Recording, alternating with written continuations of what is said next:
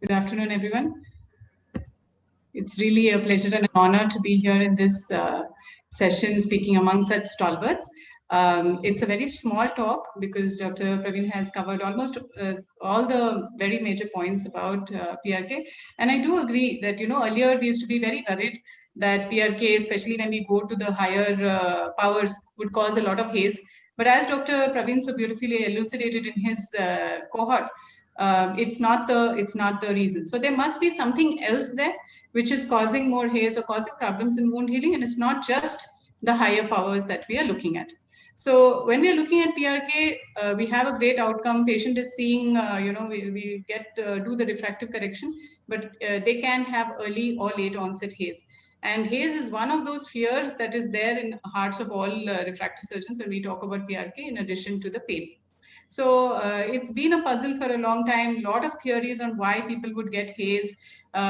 Most commonly, it is the refractive power that we correct, but there has to be something more. So we did a study, and it's published on these results on how to, like, what are these various risk factors that may be there for patients to develop haze, and what are the measures that we can take. So the point is to be able to translate it into our clinical practice, have some very simple things that anyone can follow in the practice so that we mitigate this risk of haze, because it's a great procedure uh, otherwise. So this is the recent publication that we had. So we did it in two arms. One was the retrospective and the prospective. So we took 238 patients of PRK who had undergone over the last many years, and the few patients who did develop a haze, we looked into see what would be the common factors between them, and then we took these factors and looked into a prospective arm. So the clinical assessment remains the same, and we also looked at other things like nutritional effects, whether they had dry eye, whether they were contact lens users. So there has been a lot of work on haze, and there have been different inflammatory markers that have been found to be altered in these patients. And definitely inflammation is known across various conditions to have an altered wound healing. So in the initial part, in a normal cornea, how does the cornea heal is basically in immediately after any injury or any surgery, there is a pro-inflammatory upsurge that we have, and there is a change of our normal keratinocytes into myofibroblasts or fibroblasts. But over time, it will remodel and come back to a normal stage after the apoptosis. But when there is a scarring or excessive scarring that is there, this normal pattern gets deranged. And because of this abnormal excessive myofibroblasts or fibroblasts, you have an aberrant collagen which is laid down, and that is our scar formation.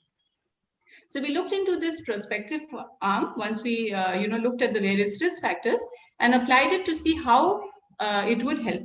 So these are the various things that we found that could be very easily checked in our clinical practice. So whether this patient is a contact lens user, they have history of contact lens intolerance, which would suggest that they have some inflammation on the eye, whether they have dry eye of any form, whether it's evaporative or aqueous, and what is their kind of working environment, because we know UV exposure or excessive sunlight exposure could have preponderance to develop haze, and if they are already symptomatic for whatever reasons.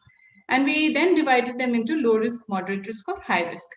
So using this, we are trying to give some sort of a predictive help and try to prevent the excessive haze formation, and this is what we call the perfect PRK score.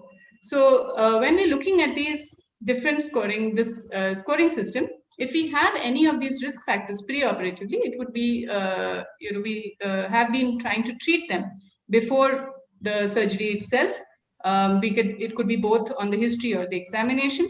If we have significant allergy or they have contact lens intolerance, we would treat them pre-operatively itself to try and reduce this. Dry eye, if it's there, would be treated, and then plan off the surgery. Post the surgery, as Dr. Praveen was also saying, we do keep them on steroids up to very long duration, very, very slow taper. Some of them would require for 3 to 6 months, and any of the other anti-inflammatory modalities like cyclosporin also do help. So if they have a developed post-operative haze late, then in that point you may have to treat them even more aggressively and start on prednisolone drops in addition to the regular medications. So pre-existing inflammation and that could drive the haze, and this was previously unknown. Factors like contact lens intolerance, low vitamin D, dry eye of various forms could have higher chance of developing a haze. Assessing these and managing them could definitely reduce the chances even further, even though we see very few patients who actually develop haze, and that would definitely improve our patient satisfaction and success. Thank you very much for a very patient.